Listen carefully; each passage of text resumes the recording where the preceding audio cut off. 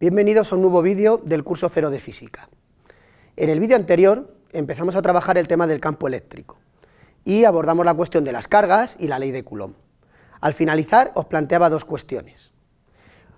¿Qué analogías y qué diferencias apreciáis entre la ley de Coulomb y la ley de gravitación de Newton? Y la segunda, ¿por qué si la fuerza electrostática tiene aquí una constante del orden de 10 a la 10, mientras que la ley de la gravitación, G, tiene una constante de 10 a la menos 11, sin embargo, en nuestra vida cotidiana es mucho más importante la fuerza gravitatoria, mucho más presente que la fuerza entre cargas eléctricas? Vamos a intentar responder a esas preguntas. Primero, ¿qué analogías hay entre las dos? Bueno, algunas son evidentes y de hecho las hemos expuesto en el vídeo anterior. Una es directamente proporcional al producto de las cargas, la otra al producto de las masas. Las dos también son inversamente proporcionales al cuadrado de la distancia. Además, las dos son fuerzas a distancia. Fijaros que estamos hablando de fuerzas que actúan entre objetos que no están en contacto, a diferencia de otras fuerzas como el rozamiento, la tensión o cuando simplemente yo empujo un objeto. La fuerza magnética, por ejemplo, también es una fuerza a distancia. Además, las dos son fuerzas conservativas. De la gravedad, ya lo demostramos en su momento, sobre la fuerza electrostática lo demostraremos en otro vídeo posterior. ¿Qué diferencias hay entre ellas? Que también son muy importantes. La primera es que la gravedad siempre es atractiva. Cuando yo tengo dos masas, la fuerza entre ellas siempre es atractiva, nunca repulsiva. Sin embargo, en el caso de las fuerzas eléctricas pueden ser atractivas o repulsivas según sean las cargas de diferente o del mismo signo. Claro, en el fondo esto se debe a que hay cargas de dos signos, mientras que masas solo hay de un tipo. Otra diferencia muy importante que hemos mencionado es la diferencia de intensidad, que ya he mencionado. Entre 10 a la 9 y 10 a la menos 11 hay casi 20 órdenes de magnitud de diferencia entre una fuerza y otra. Esto es como comparar un metro con 10 elevado a 20 metros. Fijaros la enorme diferencia, la enorme distancia que hay entre una cosa y otra. Además, algo que estudiaremos más adelante, es que la fuerza eléctrica se puede apantallar. Yo de alguna manera puedo evitar los efectos que tienen los campos eléctricos sobre mí, mientras que eso no lo puedo hacer con la gravedad. Y por último, la fuerza gravitatoria no depende del medio. La fuerza gravitatoria depende directamente de las masas, da igual qué tipo de medio tenga. Mientras que la fuerza eléctrica, como veréis sobre todo ya en vuestro acceso a la universidad, va a ser diferente según tengamos unos medios u otros, agua, aire, vacío o otros aislantes, por ejemplo, diferentes. Luego tienen analogías, pero tienen diferencias muy importantes. Sobre la segunda pregunta, fijaros, imaginaros dos partículas con un culombio de carga, que ya dijimos en su día que un culombio era una carga muy grande. Bueno, si hacéis la cuenta con la ley de Coulomb de dos objetos con un culombio separados 1 metro, la fuerza que hay entre ellos es del orden de 9 por 10 elevado a 6 newtons. Eso sería equivalente al peso de un buque de guerra. O sea, fijaros si es mucho más intensa la fuerza eléctrica que la fuerza gravitatoria. Dos objetos con un solo culombio hacen una fuerza equivalente a la del peso de un buque de guerra. ¿Por qué entonces en la vida cotidiana la fuerza eléctrica pasa desapercibida? Pues por dos razones principales. La primera es que en nuestra vida cotidiana la gran mayoría de los cuerpos son neutros, estamos formados por átomos que tienen el mismo número de protones que de electrones. Los átomos entonces en general son neutros, los cuerpos son neutros y por tanto casi todos los objetos de nuestra vida cotidiana no tienen carga y por tanto no aparecen esas fuerzas eléctricas. Y la segunda razón es que incluso los cuerpos que son cargados, por ejemplo cuando yo hago algún experimento de frotamiento como los que hemos comentado en el vídeo anterior, esas cargas que adquieren los cuerpos son típicamente del orden de micro, 10 a la menos 6, o nano, 10 a la menos 9 culombios. Entonces son cargas tan pequeñas, imaginaos por ejemplo 10 a la menos 6, que al multiplicar entre dos de ellas ya te da un factor 10 a la menos 12. Aunque la constante K sea grande, el producto de esas cargas ya hace que la fuerza sea relativamente pequeña. Y de hecho normalmente la gravedad domina sobre estas fuerzas eléctricas, aunque más adelante haremos alguna experiencia donde veremos que sorprendentemente no siempre es así. Vamos ahora ya al tema de este vídeo, que es el campo eléctrico.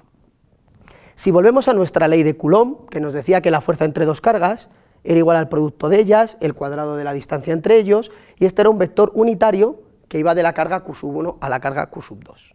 Si nos fijamos en la expresión, fijaros que también se puede interpretar como que todo lo que aparece en ella depende solo de la carga Q1, excepto el propio valor de la carga Q2. Es decir, yo puedo interpretar esta ecuación diciendo que lo que está ocurriendo aquí es que la carga Q1 está creando alrededor de ella un campo, una modificación del espacio a su alrededor, tal que cuando yo coloco aquí en esa posición del espacio, una carga Q2, sufre esta fuerza. Esta es la introducción de la idea de campo, que es bastante moderna en física, muy posterior a Coulomb, muy posterior a Newton. Es un concepto que empieza a entrar en el siglo XIX y que realmente dotó a la física de otro nivel de conceptualización y permitió avanzar muchísimo más. Ya no es tanto que las dos cargas experimenten una fuerza literalmente entre sí, sino que una carga modifica el espacio a su alrededor creando un campo tal que si yo coloco ahí otra carga sufre ese efecto. Bien, si dividimos por tanto la expresión de la ley de Coulomb entre la propia carga Q2, lo que me queda, que sería lo que aparece en azul, sería el propio campo eléctrico, sería la expresión del campo eléctrico que crea la carga Q1. Luego en realidad no hay nada muy nuevo en estas matemáticas, es la misma expresión de antes, el campo que crea la carga Q1 es K por Q1 entre el módulo al cuadrado y el vector unitario. Fijaros entonces ahora que si la carga Q1 la coloco en mi origen de coordenadas, ese vector unitario, U(r), siempre va a ser un vector radial, de tal manera que estas flechas representan el campo que crea esa carga Q1, que como veis además disminuye con la distancia, por eso las flechas que representan la intensidad de ese vector son cada vez más pequeñitas a medida que me alejo. Y como veis siempre en dirección radial, si yo coloco aquí el origen de coordenadas, que es lo que determina este vector U(r). Haremos algunos problemas sobre esto, porque siempre manejando esto con algún problemita se ve más sencillo. Igual que en el caso de la fuerza, si tenemos ahora una carga y otras dos que crean campo, el campo eléctrico total se calcula con el principio de superposición. La carga Q1 crearía aquí este campo E1, la carga Q2 crearía un campo E2, el campo eléctrico total sería la suma vectorial de los dos, que geométricamente se puede calcular con la regla del paralelogramo y sería este que tenemos aquí, exactamente igual que pasaba con el caso de las fuerzas o también pasaba, por ejemplo, en gravitación. Bueno, para representar el campo eléctrico se utiliza una representación muy útil, que es la de las líneas de campo. Fijaros que en realidad aquí ya hemos dado una representación del campo eléctrico utilizando vectores, que además es una representación bastante buena en el sentido de que nos permite ver claramente la dirección, el sentido y la intensidad por la longitud de los vectores. Sin embargo, resulta un poco tedioso andar pintando vectores punto a punto cada vez que uno quiere visualizar cómo es un campo eléctrico. Por eso utilizamos otra representación en realidad diferente, que es la de las líneas de campo. Fijaros, estos dibujos seguramente los habéis visto en vuestros cursos de secundaria o bachillerato. Sobre una carga positiva decimos que el campo eléctrico sale, se parece mucho al dibujo que he hecho antes, ¿no?, como si fuera uniendo los vectores. De las cargas negativas decimos que el campo eléctrico entra en ellas o muere en ellas. Y aquí tenéis, por ejemplo, las líneas de campo eléctrico de distribuciones un poquito más complicadas, como serían dos cargas de igual signo. Fijaros que aquí en el medio no hay prácticamente líneas o no hay líneas porque justamente en el punto central el campo sería nulo, o lo que llamamos un dipolo, una carga negativa y una positiva del mismo signo. Para representar entonces campos eléctricos gráficamente utilizamos estas líneas.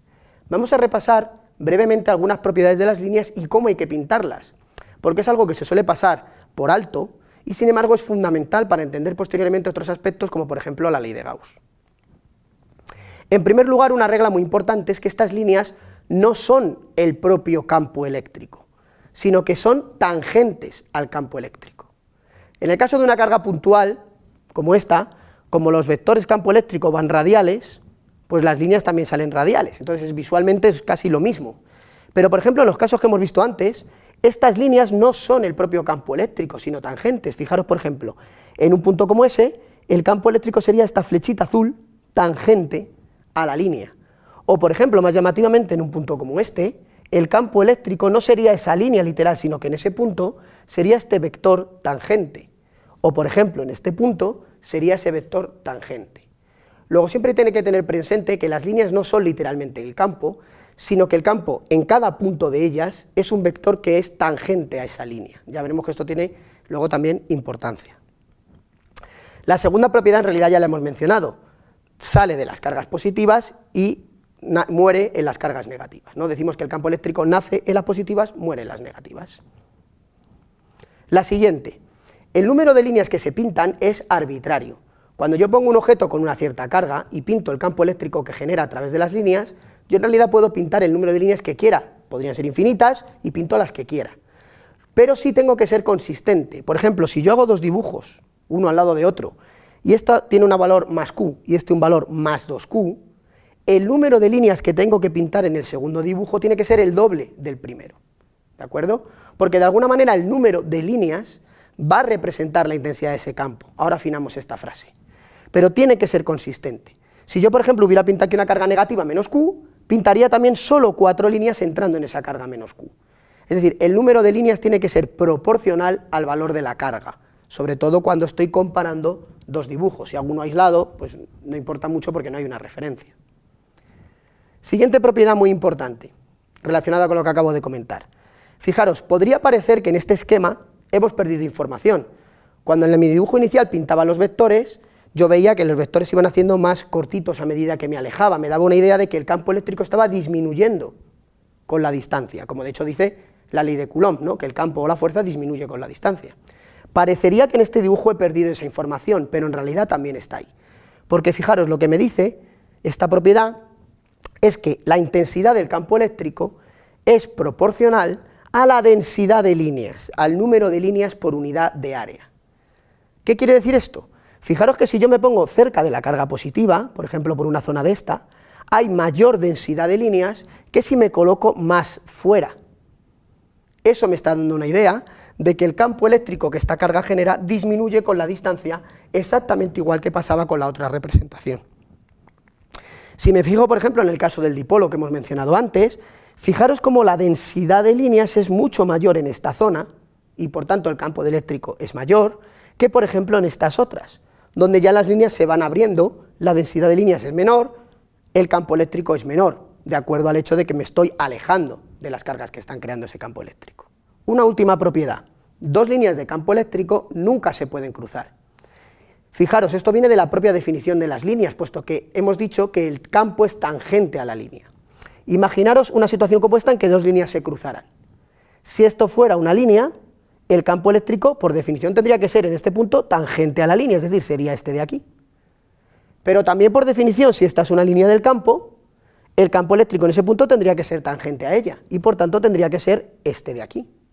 Y evidentemente el campo eléctrico en un punto no puede tomar dos valores diferentes, no podemos tener dos valores diferentes de una magnitud en el mismo punto. Así pues, esta situación es imposible. Las líneas de campo nunca se pueden cruzar en ninguna representación que hagamos. Por último, os dejo este pequeño problema, esta pequeña cuestión para resolver en el vídeo siguiente. Imaginaros esta representación de líneas de campo, ¿vale? No sabemos lo que hay aquí en el medio, algo que crea campo eléctrico, y las líneas que crea son esas que veis en el dibujo, que es un caso diferente a los que hemos visto antes. La pregunta que os hacemos aquí es, ¿qué dirección tendría la fuerza eléctrica que sufriría una carga negativa puesta en ese punto P? Si yo coloco en el punto P una carga negativa, ¿qué dirección y sentido toma la fuerza? Y tenéis estas opciones, A, B, C, D, o la opción E es que en el punto P no hay fuerza. Pensadlo un poquito, nos vemos en el siguiente vídeo.